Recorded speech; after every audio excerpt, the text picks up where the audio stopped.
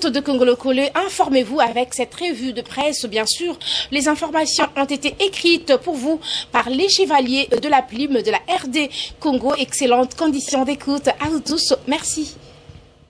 Bonsoir, les rameaux ouvrent cette revue de presse et titre « Pour sauver le social congolais, Matata Ponyo doit partir ». Joseph Kabila a intérêt de limoger son premier ministre. Augustin Matata Ponyo estime le confrère s'il tient à terminer son mandat en toute beauté. L'avènement d'Augustin Matata Ponyo à la primature avait suscité beaucoup d'espoir au sein des populations congolaises. L'homme s'était présenté comme un providentiel plein de bonne volonté et des bonnes initiatives. Malheureusement, il a fini par dévoiler qu'il n'était qu'un don des quichottes. Cela d'autant plus que tout le programme qu'il a initié avec succès n'a pas que le fruit de son imagination fertile.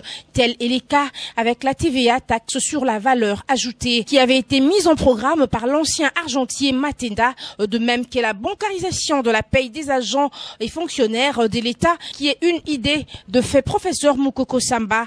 La seule que Matata Ponyo a pu réaliser est la construction des maisonnettes dans le terrain annexe de la primature, renchérit le journal. Le chef de l'État Kabila et le président du Sénat Kengo Adondo lui ont plus d'une fois apostrophé dans sa gestion de la res publica, mais l'homme reste de marbre, quand bien même que l'on fustige la croissance économique dont il se vante, mais qui ne reflète pas sur le vécu quotidien des populations. Au journal d'ajouter, ce n'est plus un secret, Augustin Matata Ponyo n'est fait qu'une embellie cosmétique de son action gouvernementale. Jamais la corruption ne s'est bien portée au pays comme c'est le cas sous son mandat. Avec l'usure du temps, les doutes s'installent même dans sa propre famille politique où l'on prépare déjà l'après Matata Ponyo. D'autant plus qu'il accorde beaucoup d'avantages à ses proches au lieu de se servir de la nation et le peuple congolais. Au sein du PPRD, renseigne le journal, les langues commencent déjà à se délier pour le départ de Matata Ponyo. En conséquence, il doit partir. Ce n'est plus qu'une question des jours. Toujours en politique, l'objectif écrit. Nouvelle crise à l'Équateur, Kabila joue aux sapeurs-pompiers. La province de l'Équateur est loin de sortir de la crise politique. Après l'épopée Baindé, un bras de fer s'est déjà installé entre le gouverneur Louis Koya-Gallo et son vice-gouverneur Sébastien Impeto. Les deux hommes vivent depuis 2 mois comme 2 crocodiles dans un même marigot. Des sources dignes de foi renseignent que cette crise tire son origine de Kinshasa, où se tiennent des tireurs de ficelles pour maintenir l'Équateur dans un sous-développement très prononcé. Des observateurs avertis accusent notamment les caciques kabylistes d'être à la base de ce théâtre politique en célébrant de messes noires à Mbandaka. Animés par la ferme détermination de pistonner leurs pions, ces derniers peaufinent des stratégies afin d'affaiblir les tandems Koya-Gallo Impeto. Alors, le chef de l'État a vite compris cette machination diabolique et a délégué son conseiller en charge des relations avec le Parlement et les assemblées provinciales, Raphaël Loulou.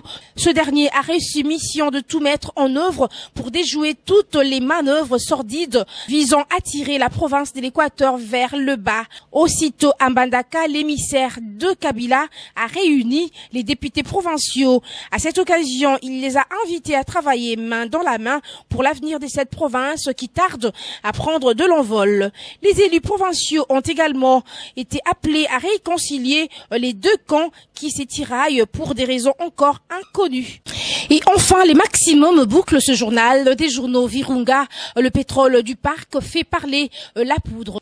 Un attentat armé a été perpétré mardi 15 avril 2014 contre le directeur belge du parc des Virunga, Emmanuel de Mérode, alors qu'il roulait seul sur la route reliant Goma, le chef-lieu de la province du Nord Kivu, à Rumangabo, un camp militaire repris aux rebelles pro-Kigali du M23 en octobre 2013, remonte le tabloïd. C'est l'un des sources qui se recoupent. Emmanuel de Mérode a été attaqué par des hommes armés surgis de la forêt qui lui ont logé des balles à l'estomac et aux membres inférieurs. Avant de disparaître dans la végétation, l'infortuné a été immédiatement transféré à l'hôpital Al-Africa de Goma où de soins d'urgence lui ont été administrés. Jusqu'au mercredi 16 avril, il semblait que les jours du directeur du parc de Virunga n'étaient pas en danger.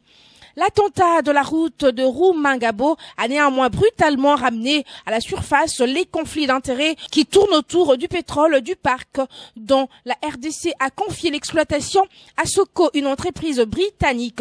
Aussitôt l'attentat perpétré, de nombreuses voix se sont levées pour le déplorer et voire carrément orienter les soupçons contre la Britannique. Mercredi dernier, renseigne le journal, le vice-premier ministre et ministre des Affaires étrangères Didier Reynders a rendu public un communiqué invitant les autorités de la RD Congo à mettre en œuvre tous les moyens nécessaires pour faire la lumière sur cette attaque en identifiant le plus rapidement possible les auteurs. Les textes ajoutent que la Belgique suivra de près la progression de l'enquête. C'est tout pour cette revue de presse. Mesdames, Messieurs, bonsoir. Elle se referme donc cette revue de presse que nous dédions spécialement à Laetitia Bissengo qui fête son anniversaire de naissance aujourd'hui. Ma sœur, tu es loin de nous. Sache que toute la famille est des cœurs avec toi. Joyeux anniversaire à toi, Laetitia Bissengo. Merci à vous tous, chers internautes. Retrouvez-moi lundi pour le compte de la revue de presse. D'ici là, bon début de week-end à vous tous. Merci.